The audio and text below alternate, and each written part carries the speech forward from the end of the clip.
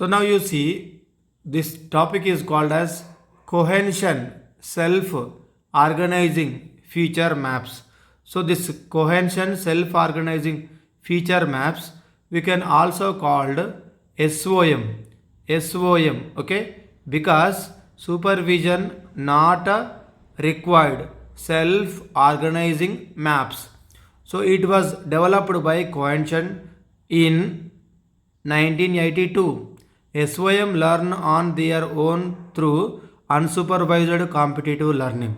Remember, this SOM is called as a unsupervised learning. It is developed by Cohen in 1982. So now, what is the definition of this SOM? Self-organizing maps are neural networks as well as that uses unsupervised learning approach and trained into new through a competitive learning algorithm to map multi-dimensional data into lower dimensional which allow easily interpretation of complex problems. Remember, self-organized maps are neural networks that uses unsupervised learning approach and trained it's through a competitive learning. Remember, important point. So it trained through a competitive learning. So this is called as what we say self-organizing map. It uses what we call unsupervised learning. Okay. So next, self-organizing maps have two layers. First one is the input layer. Second one is the output layer. There are n unit in the input layer. There are n unit in the output layer. So there are n units in input as well as n units in the output. Now you can see this is a diagram architecture of this what we say self-organizing maps. So this is the architecture. You can see here x1, x2, xn. These are called as input values. y1, y2, yn. These are called as output values.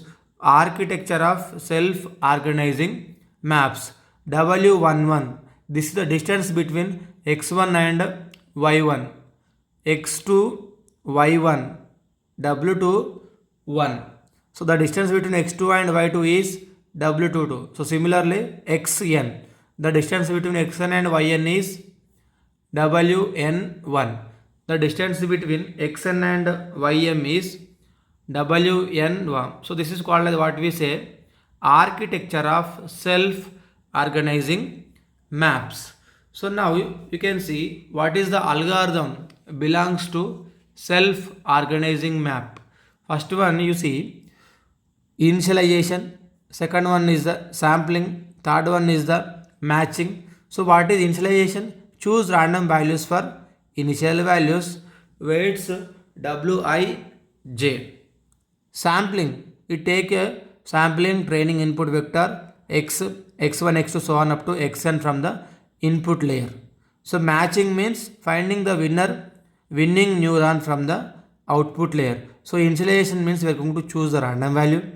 Sampling means take a sampling training input vector. So we need to take sampling vector. So we are going to find the next one what we say matching. Find the winning neuron from the output layer. So next we are going to say here output layer. So then we are going to have very closest to the input vector. It can be calculated by the square of Euclidean distance for each output unit and find output unit that has main. So Euclidean distance from the output input vector. So now this is going to have formula for h is j is equal to 1 to m, d of I is equal to sigma I equal to 1 to n, sigma j equal to 1 to m. So this is a formula. So again we have fourth step, new weight calculation. How to find the new weight calculation? W of ij of new is equal to W of ij of old plus alpha xi minus wij. So wij of old plus alpha xi minus wij of old. So this is a formula to find the new weight calculation.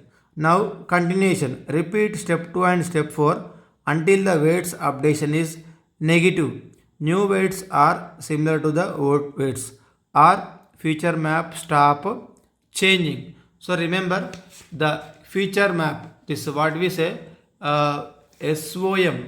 SOM nothing but self-organizing map contain 4 steps: initialization, training, matching, as well as here you see new weight calculation as well as continuation. So we will perform completely 6 steps in the this SOM. So this point is very very important. Wij of new, Wij of old plus alpha. Alpha here this is called as a learning rate. So whatever the values you find, this is called as a new values. Okay. So this is all about the what we say self organization map. Okay. So thank you for watching this video. Please subscribe my channel.